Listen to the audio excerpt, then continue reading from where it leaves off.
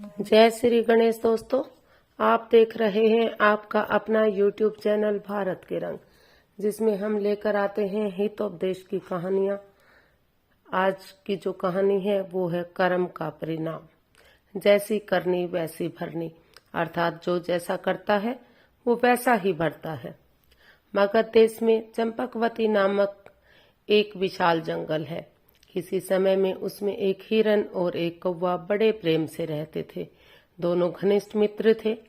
हिरन अपनी इच्छा से इधर उधर बेफिक्र होकर घूमा करता था। हिरन काफी हष्टपुष्ट और नौजवान था। एक दिन किसी सियार ने उस स्वस्थ हिरन को देखा तो उसके मुंह में पानी भर आया। वह भली भांति जानता था कि हिरन के साथ साथ दौड़ना या उससे लड़ना उसके वश में नहीं है, जबकि वह उसका मांस खाना चाहता था। उसके लिए उसने नीति का सहारा लेने का विचार किया। यह सोचकर वह हिरन के पास आकर बोला, हे मित्र, तुम ठीक तो हो? तुम कौन हो? मैं तो तुम्हें जानता नहीं। सियार की बात सुनकर मृग ने आश्चर्य सहित पूछा। वह बोला, मित्र, मैं शूद्र बुद्धि नाम का गीदड़ हूँ। इस वन में मेरा कोई मित्र नहीं है और मित्रहीन मरे के समान होता है। आज आपको देखकर लगा कि मैं मरे से जी उठा हूँ।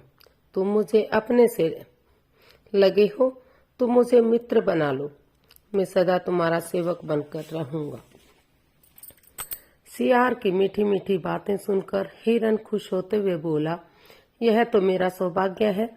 मेरे योग्य कोई सेवा हो तो बताओ। सेवा तो नहीं, अनुरोध है।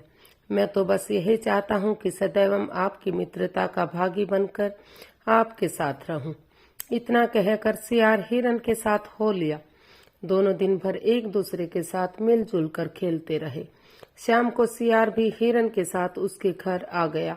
दोनों अभी चंपा के वृक्ष के समीप पहुंचे ही थे कि हिरन के परम मित्र सुबुद्धि नाम के कोए ने दोनों को देखकर कहा, मित्र, आज यह दूसरा तुम्हारे साथ और कौन है? मित्र, यह सियार है और हम दोनों से मित्रता करना चाहता है। हिरन ने उत्तर दिया, क्या तुम जानते हो कि इसका कुल और निवास स्थान तथा स्वभाव का कैसा है? कहाँ है? कोई ने पूछा। नहीं, यह आज ही मेरा मित्र बना है, हिरन ने उत्तर दिया। तब कोई ने कहा, मित्र, जिसके कुल, निवास, शील व स्वभाव का पता न हो उसे कदापि मित्र नहीं बनाना चाहिए। ऐसा मैं नहीं कहता, नीति कहती है। उसकी बात सुनकर हिरन चुप लगा गया। उसे कोई उत्तर न सूझा था। तब हिरन को चुप देखकर कौवा बोला, जिसके वंश और चरित्र का ज्ञान न हो उसको मित्र बनाकर साथ रखना जरा भी उचित नहीं है। क्यों?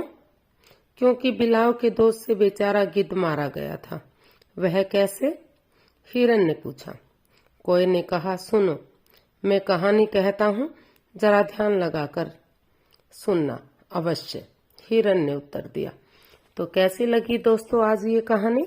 अगर अच्छी लगी है तो प्लीज लाइक, शेयर और सब्सक्राइब जरूर करें। कमेंट्स करना बिल्कुल ना भूलें।